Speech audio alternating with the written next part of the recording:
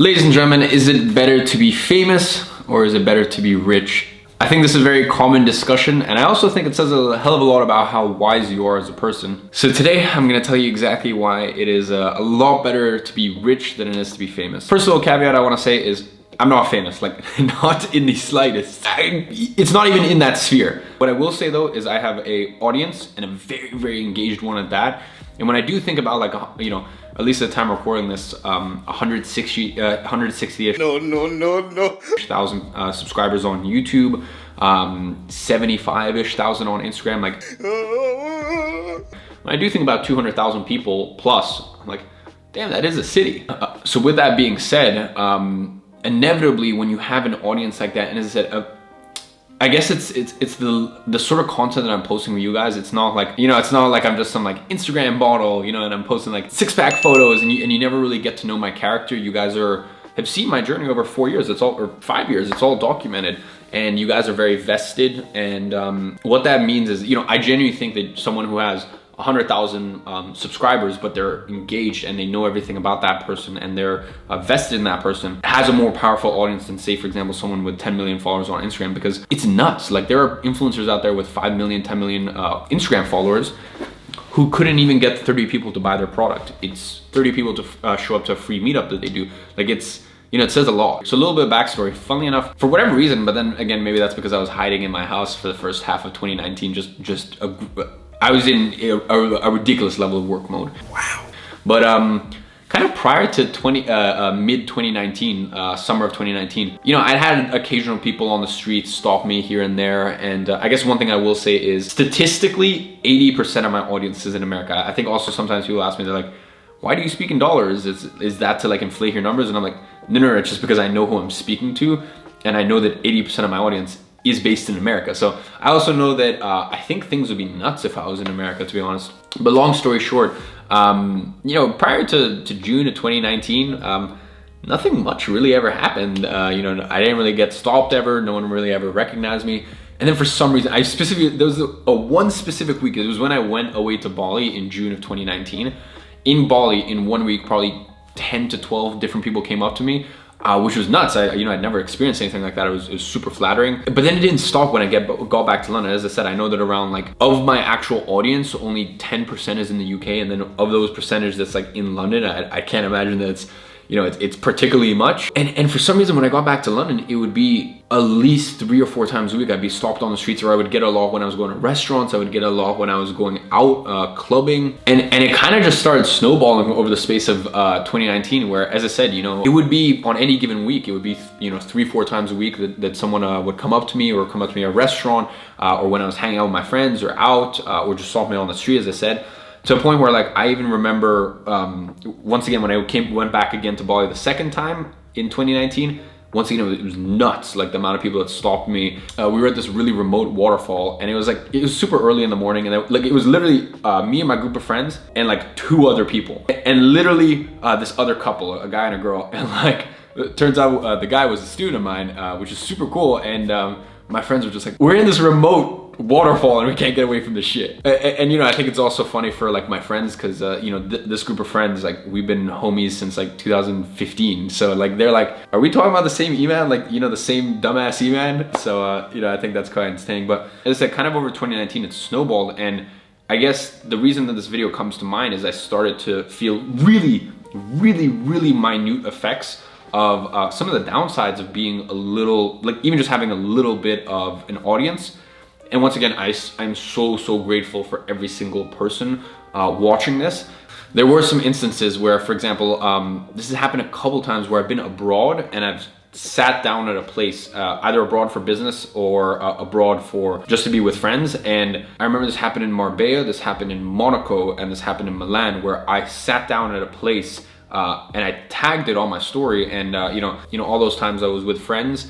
And I tagged the restaurant, and I remember within an hour or so, there would be someone sitting at one of the neighboring tables. And when you get that vibe that you either know someone or they know you, it turns out that they had been subscribers. And that happened 3 times. And being abroad, once again, just being spotted a lot of times, I guess it was just kind of nuts, to the point where in November, and I guess these were the events where I was like, yo, this is pretty nuts. Like this is the one where, here's the thing. If I see someone out or I see someone, you know, to be honest, even if I tag a restaurant, like, and you know, one of my subscribers, or as I said, it's happened where a couple end up coming, like, yo, that's super cool. Like the fact that like I have brought immense value to someone in their life, where they would literally go across the city just to meet me and thank me, I think is like just the coolest thing ever. And I don't think there's anything too like insidious in that.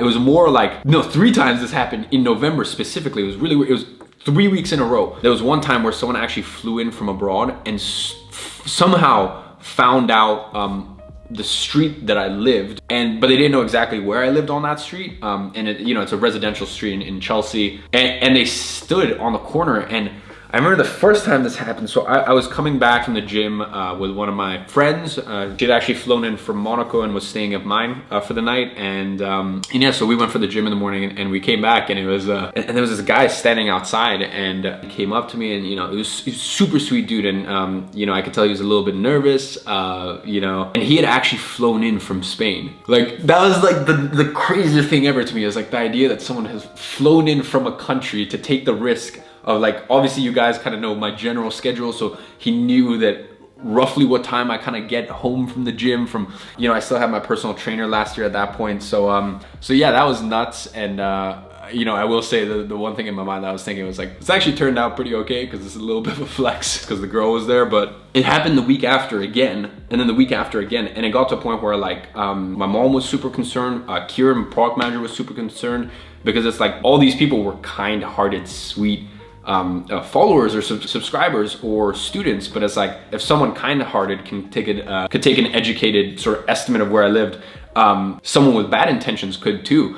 And I didn't give it too much thought, because I was like, all right, I literally have like 10 more days in this place, and then I'm moving out. You know, I decided to end the lease on that place. I want something a bit bigger. But I remember there was another instance in July where, you know, Kieran's always been super worried about like security and this and that. And, you know, in July, Kieran forced me to put, you know, 4 cameras in my entire apartment in London. My old place, that place became like a fortress. Warning sign by the door that, you know, there's 24-hour surveillance. Same thing in my private back garden. Sticker that, you know, there's 24 surveillance. There was a camera shining right there. And yeah, it was nuts. And that was also one of the reasons that you know, we realized that like, okay, we have to bring on Nikolai this year. If you guys, well, you guys don't know Nikolai, I probably mentioned him before. He's head of cybersecurity, law, and IP protection at the company. Very, very scary man, that's for sure. But yeah, you know, we brought on him, beefed up security. Now, when I get back to London, I end up getting my new place. Everyone, when they walk in, they're gonna have to sign an NDA electronically on the iPad. Like, it's pretty nuts. And the crazy thing is, as I said, 80% of my audience is in the States. Like, only 10% of my audience is in London, and I didn't even go to the States last year. I've been to the States in 18 months, I think. I can't even imagine what it would be like if I lived in LA, for example. But this kind of brings me to the point of like, I've had these kind of crazy things happen where, you know, I don't view any of them as too insidious, but some of them, I guess, are kind of sort of breaches in privacy and kind of security and stuff like that. I can't imagine what it's like for someone who's actually famous. Like, I'm not even like a micro influencer. I'm like I don't even know what's a level below that. Like, I am the smallest speck, and this stuff is happening. Like, I can't imagine what it's like to be, first of all, a big YouTuber with like 20 million subscribers. I can't even imagine what it's like to be an actual celebrity. Like, it must be nuts. And that kind of brings me to my point, which is, look, when you're rich but not famous, no one knows about you. To me, that's the ultimate freedom, because you have location freedom, you have time freedom, you have financial, like, you have all these freedoms, and then you also have freedom of speech. Like, there's certain things and opinions that I have that I can't say. You know, I can't say because it would ostracize my audience too much. And for me, you know, I'm always playing chess, not checkers. There's certain injustices and stuff that I want to talk about and I want to make a change with, but I can talk about it now when I'm 20, or I can play chess and execute the steps and the plans I have to do something about those injustices and the things that I see in the world that I don't like when I'm 50. Once again, I'm always playing the long game with this stuff. But when you're rich and no one knows about you, you can tweet whatever you want. You can tweet whatever sort of political opinion you have. You can tweet whatever opinion you have about, you know, any current topic that's going on or anything like that. I don't have that. Like, I can't, you guys know I already push, and you know, my team even is like, you say, like, for my agency, the way that I speak, the way that I present myself, how brash I am, I've had clients tell me before, if you were more kind of to the letter and more corporate-y, I could bring you so many more clients. And I tell them, I'm like, look, I've gone to a place in my life and I worked very, very, very hard to get to this place where that's just not me. I already push the extremes quite a lot. Like I say stuff with my education company and with my personal brand, like I like to talk about things that people don't talk about. There's so much more that I'd like to talk about. If you guys think that I'm radically honest, I'm only talking about 20% of the socioeconomic injustices, my opinions that I have. I'm only talking about 20%. The other 80%, I just know that it's too divisive. Starting the podcast soon. So once I start the podcast and I have an hour and a half to talk about a topic, someone not taking a little tiny sound bite from it, then yeah, maybe I'll talk about those stuff then. But I guess that's my point. Is like when you are rich but not famous, you can say whatever you want, you can do whatever you want, you can post whatever photos you want. It's amazing. The next thing is privacy. Guys, I signed my privacy away a long time ago. I know that you guys know everything about my life. You guys know where I came from. You know my family. For the most part, I guess you guys have known about my serious relationships. All the other stuff I'm very under the radar about. You guys, for the most part, know my friends. My team. I kind of signed my privacy away a long time ago, but I'm cool with that. Like privacy doesn't mean too much to me. Whereas if you're famous, like I can imagine, like if you're famous, you want to be under the radar. You want to you want to move in silence, but you can't. And I can't imagine how caged you feel as someone who is famous. Is like you're boxed in. The next thing is knowing people's intentions. I get this question all the time. People ask like, how do you know someone's intentions? Or like, how do you know a girl's intentions? First of all, my circle comprises for the most part of either people who were there for me when I had nothing, or people, for example, who already have a respectable career, money themselves, because it's like, there's nothing I can really give them, maybe except connections and network that they don't already have themselves. So, I'm blessed to have an amazing circle. And I think I'm blessed to have a lot of self-awareness as to like, I've looked at certain situations and there's certain people I've looked at and be like, yeah, no, you're a leech. Like I can pick people out very, very quickly and see people's intentions very quickly.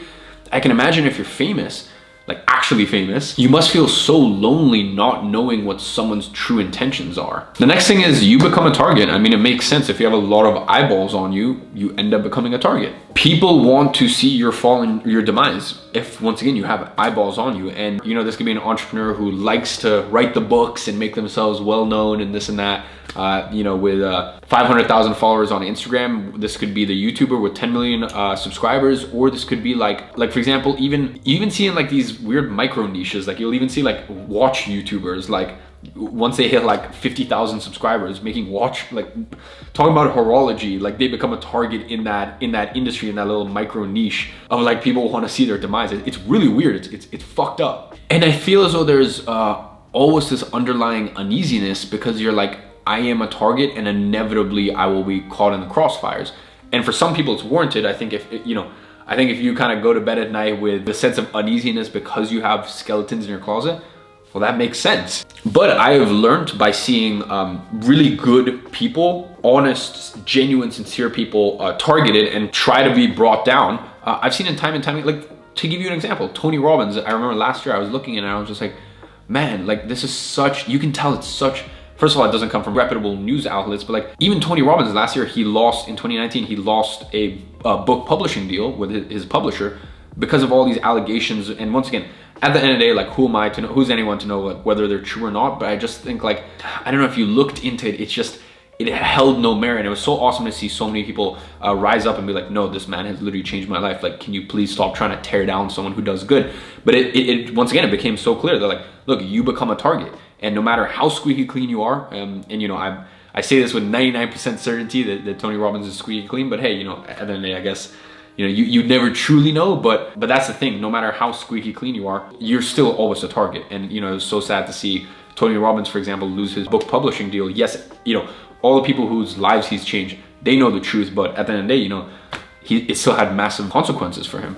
So look, I think all in all, between the fact that you have to sign away your privacy, you become a target, there's a lot of fulfillment and joy in moving in silence. You don't get that, when you're quote unquote famous or you have an audience or this or that. You can't say what you want, like 100% truly say what you want. There's a lot that you get handcuffed by, and I think in this life we all want freedom. And I think, you see all people who are, famous and rich.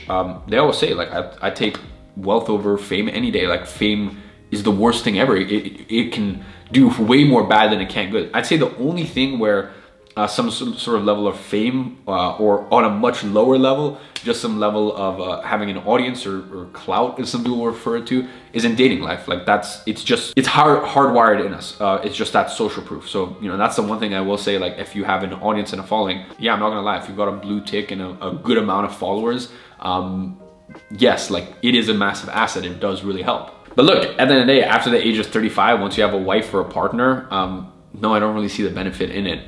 Granted, then again, maybe even for networking, like there's people who, because of my audience, I get a response from anyone I want in the industry, basically, because pretty much everyone knows who I am. But once again, if I think about the benefit of that compared to all the massive drawbacks, I don't know. So that's just, I guess, my opinion. I would much, like if you had to give me, I think if you can be wealthy, and then have some sort of, some level of acclaim, but without getting too big that you're a target, and you have to deal with all this other ridiculous bullshit that comes with it, I think that's the best balance to strike up. But if you give me one, wealthy or famous, I'll take wealthy every single day. I'll take rich over famous any day of the week. But I'm super interested and intrigued to hear your guys' opinion.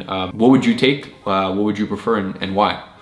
As always, appreciate every single one of you. And once again, I really do want to like make clear that just that beginning bit where I was talking about some of the super crazy experiences that I've just, you know, I've gotten little tiny doses and tastes of what it's like to have a little bit of an audience, and how sometimes that can bleed into your privacy, or even just almost pose little security issues at times. Like that's on such a minuscule little scale. I've had it so easy, and every single time I've never been like, oh, like what the hell, like this is super wrong. I've always just been like, this is super dope that I've been able to change someone's life, where they would literally fly from a different country just to have just for the chance that they potentially might spot me on a street at a given time. I've always thought that stuff was super dope. And I've always just thought like it speaks volumes of like, you're doing the right thing, Iman, like quite clearly. So yeah, I don't want that beginning bit to come across pretentious at all. Like I appreciate every single one of you guys. But one thing I will say is just, doesn't matter who it is. I think, you know, don't go to people's homes. There's certain areas of people's life that I think you should just respect their privacy and whatnot. And definitely it's made me, you know, now that I'm, when I get a new place back in London, it's, you know, I gotta beef up security, and which, you know, my old place already had, but I also just gotta be a lot more careful in terms of, I've never revealed my address or anything like that. My business is registered at my accounting firm, all that stuff, but you know, it's definitely showed me like, yeah, you gotta be careful. So I hope you guys enjoyed this video, and I'll see you guys in the next one.